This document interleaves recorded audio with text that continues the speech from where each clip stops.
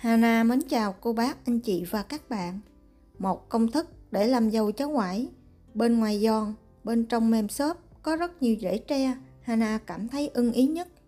Hana chia sẻ với cô bác, anh chị và các bạn tuần này. Nếu thích, xin mời cô bác, anh chị và các bạn cùng vào bếp. Trong công thức này, trước tiên mình sẽ sử dụng một cái trứng gà. Hana cân luôn cả vỏ khoảng 65g. Cho trứng vào tô. Thêm vào 10g bột nở baking powder. Mình sẽ đánh cho trứng và bột nở thật là hòa quyện với nhau.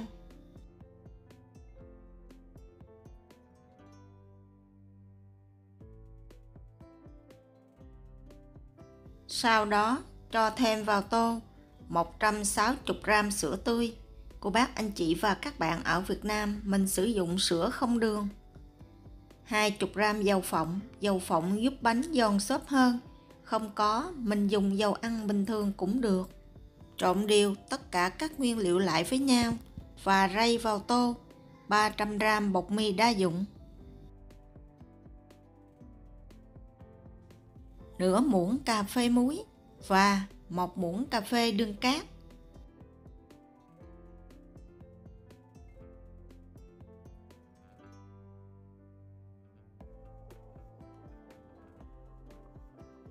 Vì bột này chất lỏng nhiều nên cô bác, anh chị và các bạn mình dùng đũa trộn đều cho phần hỗn hợp sữa và bột thật là hòa quyện. Mình mới bắt đầu nhồi bột.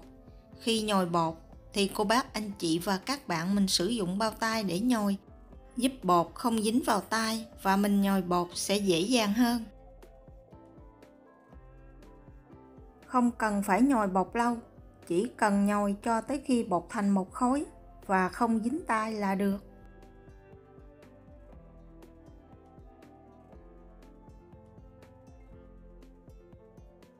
Bột sau khi nhồi xong rất là mềm và khối bột không được mịn.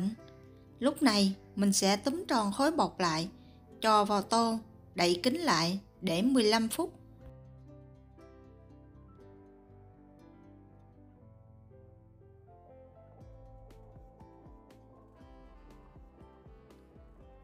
Sau 15 phút, cho một ít dầu ăn ra bàn để chống dính. Sau đó cho khối bột lên. Chỉ cần dùng tay vừa ấn vừa dàn đều bột ra, sau đó gập bột làm 3 theo chiều ngang và chiều dọc.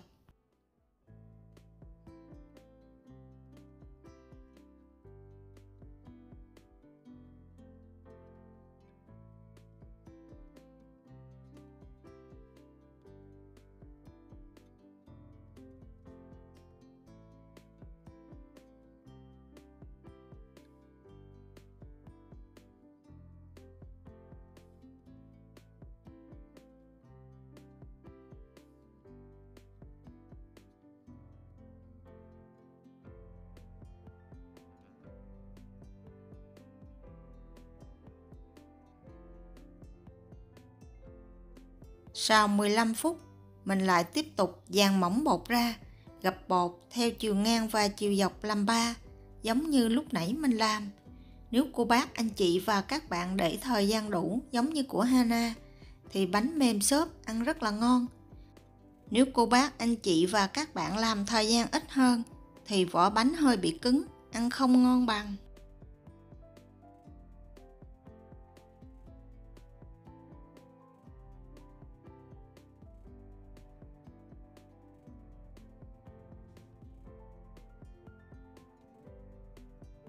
Sau khi gập bột xong, tiếp tục đậy lại để thêm 5 phút nữa cho bột nghỉ. Nếu mình làm liền, phần bột này co lại, rất là khó để tạo hình.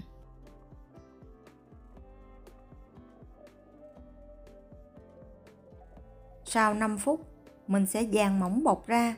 Lần này mình không gấp bột lại, mà mình sẽ cuộn bột thành một khối dai.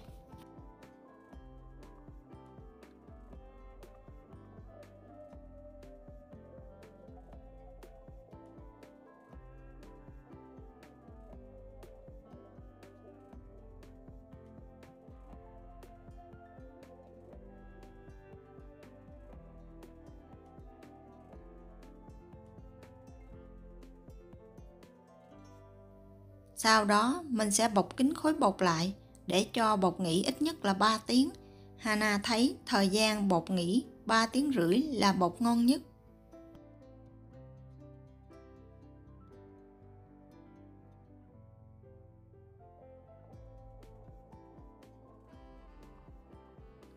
Và đây là khối bột của Hana sau khi để được 3 tiếng rưỡi. Lúc này mình mới đem đi tạo hình và chiên bánh. Để chống dính cho bột thì cô bác anh chị và các bạn nhớ rải bột áo cho đều và mình rải cho nhiều để một chút mình cán bột không bị dính xuống mặt bàn, làm cho bánh bị xẹp khi chiên. Dùng tay kéo nhẹ hai đầu bột ra ngoài. Cô bác anh chị và các bạn đừng bóp mạnh quá, kẻo phần bột này dính chặt lại với nhau một chút mình chiên bánh không được nở. Và công thức này Hana không có sử dụng muối nở, baking soda, nên phần bột không có dai giống như những lần trước. Chỉ cần dùng tay nhẹ nhàng kéo hai đầu bột ra ngoài hết mức có thể là được, không cần phải kéo căng quá. Mặt trên của bột thì cô bác anh chị và các bạn không cần phải áo nhiều bột áo, chỉ cần thoa một lớp mỏng để mình cán không bị dính là được. Vì nếu mà mình áo nhiều quá, một chút mình úp hai mặt lại, bột không dính, mình chiên dễ bị tách rời. Để bánh nở đẹp và chuẩn nhất thì mình sẽ cán bột dày 1 cm. Cô bác anh chị và các bạn nhớ kiểm tra phần mặt dưới của bột. Nếu thấy ít bột áo mình nhớ cho thêm. Và một điều quan trọng nữa là khi cán bột mình đừng có ấn mạnh tay. Chỉ cần đẩy nhẹ cây lăn bột để cho bột dàn mỏng ra khoảng 1 cm. Sau đó sửa cho bột ngay lại và chia mỗi miếng bột có bề ngang khoảng 3 cm.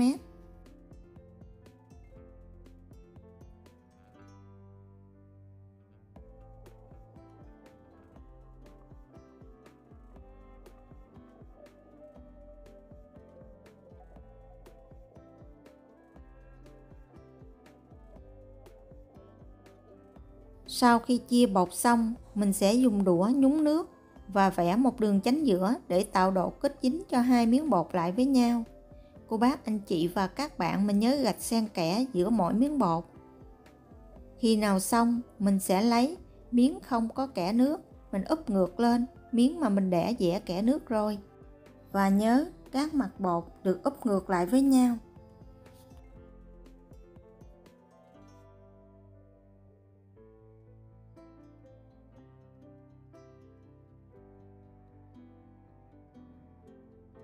Sau đó mình dùng sống dao, chiếc đũa hoặc bất cứ dụng cụ gì có để nhấn kết dính hai miếng bột lại với nhau.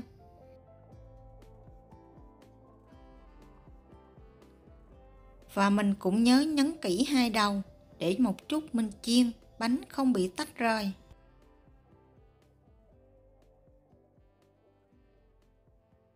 Bột sau khi tạo hình xong, cô bác anh chị và các bạn nhớ che lại để tránh bột bị khô. Nhiệt độ thích hợp để chiên bánh này là khi mình thử đũa dao, dầu sôi lăn tăn, hoặc là mình thử nhiệt kế, dầu khoảng 160 độ C. Dùng tay kéo nhẹ hai phần đầu bột ra ngoài, cho vào chảo, sau đó đẩy liên tục cho tới khi bột không còn đổ nở nữa thì mình dừng lại.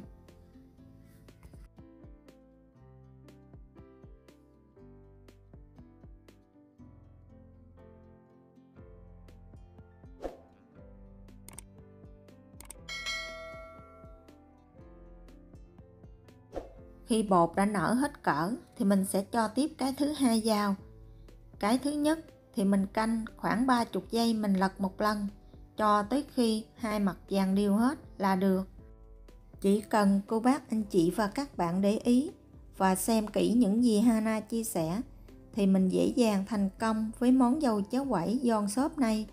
Vỏ bánh bên ngoài vừa giòn vừa xốp, bên trong thì rỗng ruột, có rất là nhiều rễ tre.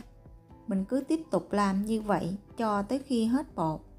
Đây là công thức làm dâu cháo quẩy giòn Hana cảm thấy ưng ý nhất từ trước tới giờ. Kênh của Hana chuyên chia sẻ về bánh. Bắt đầu tháng 5, Hana chia sẻ thêm nhiều món mặn. Hy vọng cô bác anh chị và các bạn sẽ thích những gì Hana chia sẻ. Nếu thích, nhớ đăng ký ủng hộ kênh của Hana nhé. Hana cảm ơn cô bác, anh chị và các bạn rất nhiều. Hana xin chào tạm biệt và hẹn gặp lại vào thứ 6.